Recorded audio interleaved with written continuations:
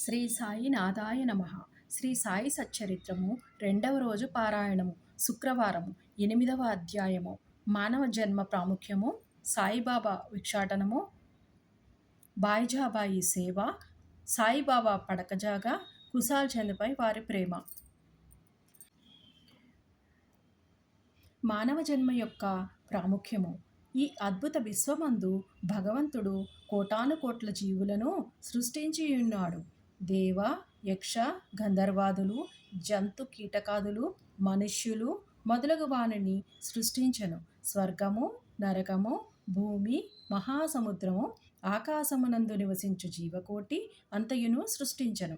వీరిలోని ఎవరి పుణ్యం ఎక్కువగునో వారు స్వర్గలోకమునకు పోయి వారి పుణ్యఫలము అనుభవించిన పిమ్మట త్రోసివేయబడుదురు.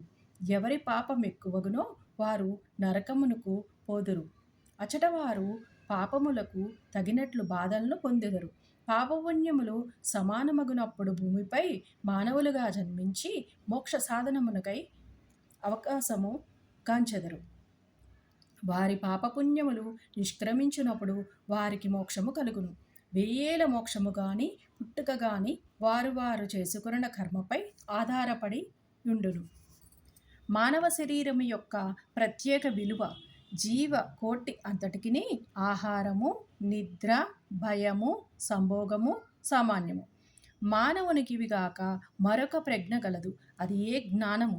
దీని సహాయముననే మానవుడు భగవత్ సాక్షాత్కారమును పొందగలడు. ఇంకే జన్మయందును దీనికి అవకాశము లేదు. ఈ కారణము చేతనే దేవతలు సైతము మానవ జన్మను ఈర్ష్యతో చూచెదరు. వారు కూడా భూమిపై మానవ జన్మ ఎత్తి మోక్షమును సాధించవలనని కోరెదరు. కొంతమంది మానవ జన్మము చాలా నీచమైనదనియు, చీము, రక్తము, మలములతో నిండియుండుననియు, తుదకు శిథిలమై రోగమునకు, మరణమునకు కారణమగుననియు అనుకొందురు. కొంతవరకు అది కూడా నిజమే. ఎన్ని లోపములున్నప్పటికీ మానవునకు జ్ఞానమును సంపాదించు శక్తి కలదు. శరీరం ఉండుట చేతనే మానవుడు తన దేహము యొక్క, జగత్తు యొక్క అనిత్యత్వమును గ్రహించి ఇంద్రియ సుఖముల పట్ల విరక్తి పొంది నిత్యానిత్య వివేకముతో కడకు భగవత్ సాక్షాత్కారమును పొందుచున్నాడు. శరీరము మలభూయిష్టమైనదనియు నిరాకరించినచో మోక్షమును సంపాదించు అవకాశమును పోగొట్టుకునేదము. దేహమును ముద్దుగా పెంచి విషయ సుఖములకు మరిగినచో నరకమున పడదము. ఉచిత మార్గం ఏమనగా దేహము అశ్రద్ధ చేయకూడదు. దానిని లోలత్వముతోని పోషింపను కూడదు. తగు జాగ్రత్త మాత్రమే తీసుకొనవలెను. గుర్రపురౌతు తన గమ్యస్థానము చేరు వరకు గుర్రమును ఎంత జాగ్రత్తగా చూచుకొనునో అంత జాగ్రత్త మాత్రమే తీసుకొనవలెను. ఈ శరీరమును మోక్ష సాధన లేక ఆత్మ సాక్షాత్కారము కొరకు వినియోగించవలెను. ఇదియే జీవుని పరమావధి అయి ఉండవలెను. భగవంతుడు అనేక జీవులను సృష్టించినప్పటికీ అతనికి సంతోషి కలుగలేదట. ఎందుకనగా భగవంతుని శక్తిని అవేవియును గ్రహించలేకపోయినవి. అందుచేత భగవంతుడు ప్రత్యేకముగా మానవుని సృష్టించను. వారికి జ్ఞానమనే ప్రత్యేక శక్తినిచ్చను. మానవుడు భగవంతుని లీలలను, అద్భుత కార్యములను, షేముషి విజ్ఞానములను చూచి పరవశమొందినప్పుడు భగవంతుడు మిక్కిలి సంతృష్టి చెంది ఆనందించును. అందుచే మానవ జన్మ లభించుట గొప్ప అదృష్టము. బ్రాహ్మణ జన్మ పొందుట అందులోనూ శ్రేష్టము. అన్నిటికంటే గొప్పది సాయిబాబా చరణారవిందములపై సర్వస్య శరణాగతి చేయు అవకాశము కలుగుట. మానవుని విద్యుక్త ధర్మము. మానవ జన్మ విలువైనదనియు, దానికి ఎప్పటికైనను మరణము అనివార్యమనియు గ్రహించి మానవుడు ఎల్లప్పుడూ జాగరూకుడై ఉండి జీవిత పరమావధిని సాధించుటకై యత్నించవలయును. ఏమాత్రమునో అశ్రద్ధ గాని ఆలస్యమును గాని చేయరాదు. త్వరలోనే దానిని సంపాదించుటకు యత్నించవలయును. భార్య చనిపోయిన వాడు రెండో భార్య కొరకెంత ఆతురతపడునో, తప్పిపోయిన యువరాజుకై చక్రవర్తి ఎంతగా వెదుక ప్రయత్నించనో, అటులనే విసుగు విరామం లేక రాత్రింబవళ్ళు కృషి చేసి ఆత్మ సాక్షాత్కారమును సంపాదించవలయును. బద్ధకమును, అలసటను, కునుకుపాట్లను దూరమునర్చి అహోరాత్రములో ఆత్మయందే ధ్యానము నిలుపవలయును. ఈ మాత్రము చేయలేనిచో మనము పశుప్రాయుల మగదుము తక్షణ కర్తవ్యము మన ధ్యేయము సత్వరము ఫలించు మార్గమేదనగా వెంటనే భగవత్ సాక్షాత్కారమును పొందిన సద్గురువు వద్ద కేగుట ఆధ్యాత్మికోపన్యాసములు ఎన్ని వినినప్పటికీ పొందనట్టిదియును ఆధ్యాత్మిక గ్రంథములెన్ని చదివినను తెలియనట్టిదియును ఆత్మ సాక్షాత్కారము సద్గురువుల సాంగత్యముచే సులభముగా పొందవచ్చును. నక్షత్రములన్నియును కలిసి ఇవ్వలేని వెలుతురును సూర్యుడెట్లు ఇవ్వగలుగుచున్నాడో అట్లనే ఆధ్యాత్మికోపన్యాసములు గ్రంథములు ఇవ్వలేని జ్ఞానమును సద్గురువు విప్పి చెప్పగలడు. వారి చర్యలు సామాన్య సంభాషణములే మనకు మౌన ప్రబోధములు.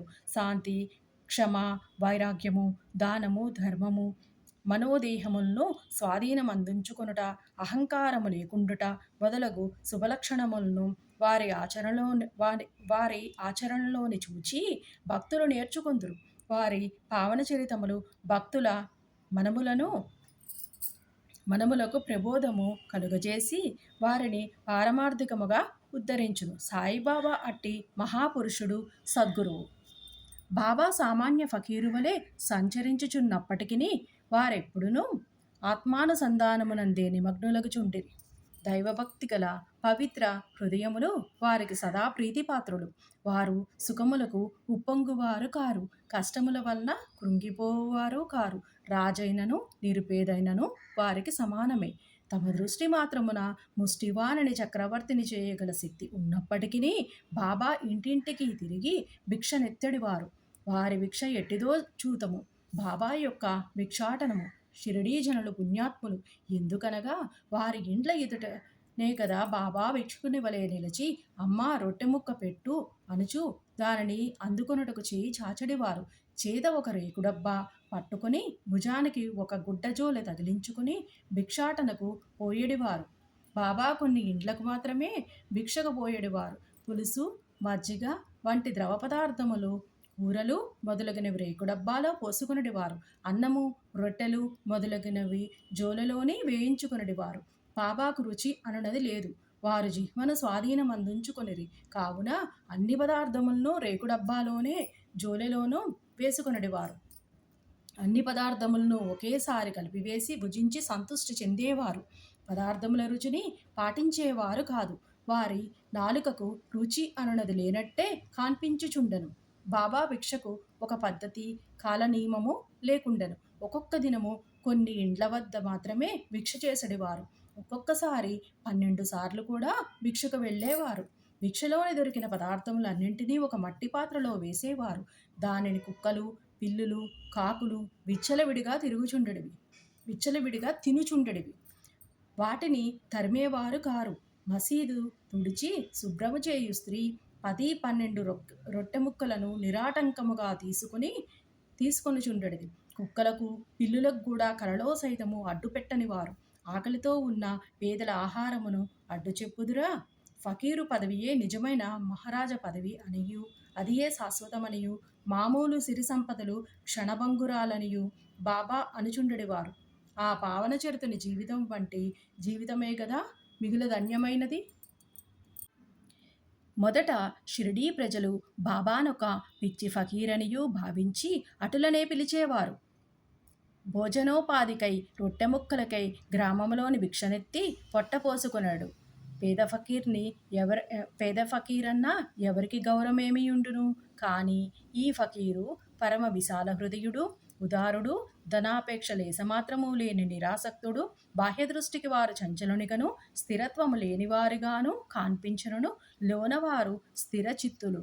వారి చర్యలు అంతుబట్టనివి.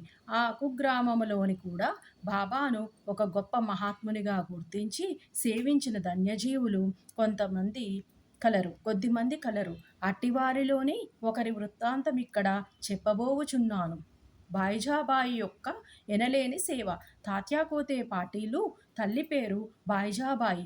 ఆమె ప్రతిరోజు మధ్యాహ్నం తలపై ఒక గంపలోని రొట్టె కూర పెట్టుకుని సమీపంలోనున్న చిట్టడవిలోని ముండ్లు పొదలు లెక్క చేయక రోజుల కొద్దీ దూరము నడిచి ఆత్మధ్యానములోని నిశ్చలముగా ఎక్కడో కూర్చునియున్న బాబాను వెతికి పట్టుకొని భోజనం పెట్టుచుండెను. బాబాకు సాష్టాంగ నమస్కారము చేసి వాని ఎదుట విస్తరొకటి వేసి తాను తెచ్చిన రొట్టె కూర మొదలగు భోజన పదార్థములను వడ్డించి కొసరి కొసరి వాటిని బాబాచే తినిపించుచుండెను. ఆమె భక్తి విశ్వాసములు అద్భుతమైనవి.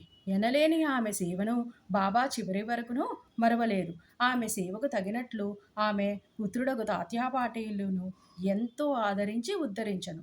ఆ తల్లి కొడుకులకు బాబా సాక్షాత్ భగవంతుడనే విశ్వాసముండెను.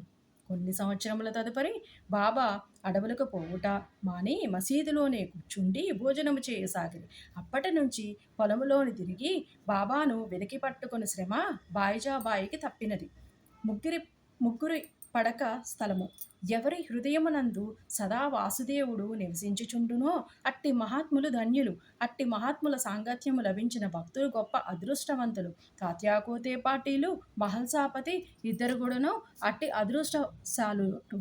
బాబా వారిరువురిని సమానముగా ప్రేమించుడివారు. బాబా వీరిరువురితోనూ కలిసి మసీదులోని తమ తలలను తూర్పు, పడమర, ఉత్తరముల వైపు చేసి మధ్యలోని ఒకరి కాళ్ళు ఒకరికి తగులునట్లు పండుకొనుడివారు. పక్కలు పరచుకొని వానిపై చతికిలపడి సగము రేయి వరకు ఏవేవో సంగతులు ముచ్చటించుకొనుడివారు. అందులోని ఎవరికైనా నిద్ర వచ్చుచున్నట్లుగా కనిపించినా తక్కిన వారు వారిని మేల్కొలుపుచుండిరి. తాత్యా పండుకొని గురువు పెట్టినచో బాబా వారిని అటు ఇటు ఊపి వాని శిరస్సును గట్టిగా నొక్కుచుండెను. బాబా ఒక్కొక్కసారి మహల్సాపతిని అక్కున చేర్చుకుని అతని కాళ్ళు నొక్కి వీపు తోమెడివారు. ఈ విధముగా 14 సంవత్సరములు తాత్యా తన తల్లిదండ్రులను విడిచి బాబాపై ప్రేమతో మసీదులోనే పండుకొనను. అవి మరపురాని మధుర దినములు. బాబా ప్రేమానురాగములు కొలువరానివి. వారి అనుగ్రహము ఇంత అని చెప్పుటకు అలివి కానిది. తండ్రి మరణించిన పిమ్మట తాత్యా గృహ బాధ్యతలను స్వీకరించి ఇంటిలోనే నిద్రించుటకు ప్రారంభించను. రహతా నివాసి కుశాల్ చంద్. షిరిడీలోని తాత్యా తండ్రిగారైన గణపతిరావు కోతే పాటీలును బాబా ఎంత ప్రేమాభిమానముతోని చూచెడివారో అంతటి ప్రేమాధరములతోనే రహతా నివాసియగు చంద్రబాసు సేట్ మార్వాడీని చూచుచుండిరి. చంద్రబాను సేట్ మార్వాడీని చూచుచుండిరి. ఆ సేట్ మరణించిన పిమ్మట అతని అన్న కొడుకగు కుశాల్ చందును కూడా మిక్కిలి ప్రేమతో చూచుచు అహర్నిశలు వాని యోగక్షేమ మరయుచుండిరి. ఒక్కొక్కప్పుడు టాంగాలోను మరొకప్పుడు ఎద్దుల బండి మీదను బాబా తన సన్నిహిత భక్తులతోని కలిసి రహతా పోవువారు. రహతా ప్రజలు బాజా భజంత్రీలతో ఎదురేగి బాబాను గ్రామ సరిహద్దు ద్వారం వద్ద దర్శించి సాష్టాంగ నమస్కారములు చేసెడివారు. తరువాత మహావైభవముగా బాబాను గ్రామంలోనికి సాదరముగా తీసుకుని వెళ్ళెడివారు. కుశాల్ చంద్ బాబాను తన ఇంటికి తీసుకుని పోయి తగిన ఆసనమునందు కూర్చుండబెట్టి భోజనం పెట్టెడివారు. ఇరువురూ కొంతసేపు ప్రేమోల్లాసములతోనే ముచ్చటించుకొనుడివారు. తదుపరి బాబా వారిని ఆశీర్వదించి షిరిడీ చేరుచుండెడివారు. షిరిడీ గ్రామమునకు సమాన దూరములోని ఒకవైపు దక్షిణమున రహత, మరొక వైపు ఉత్తర దిశయందు నీమ్గాం ఉన్నవి. ఈ 2 గ్రామములు దాటి బాబా ఎన్నడూనూ ఎచ్చటికినీ పోయి ఉండలేదు. వారెన్నడూనూ రైలుబండిలోని ప్రయాణము చేసి ఎరుగరు. రైలుబండిని కనీసం చూచి కూడా ఉండలేదు. కానీ సర్వజ్ఞుడైన బాబాకు బండ్ల రాకపోకలు ఖచ్చితముగా తెలియచుండెడివి. బాబా వద్ద సెలవు పుచ్చుకొని వారి ఆజ్ఞానుసారము ప్రయాణము చేయు వారలకే కష్టములు ఉండెడివి కావు. బాబా ఆదేశమునకు వ్యతిరేకముగా పోవువారనేక కష్టములు పాలగుచుండిరి. అటువంటి కొన్ని సంఘటనలు మరికొన్ని ఇతర విషయములను రాబో అధ్యాయములోని చెప్పెదను. 8వ అధ్యాయము సంపూర్ణము. సద్గురు శ్రీ సాయి నాథార్పణమస్తు. శుభం భవతు.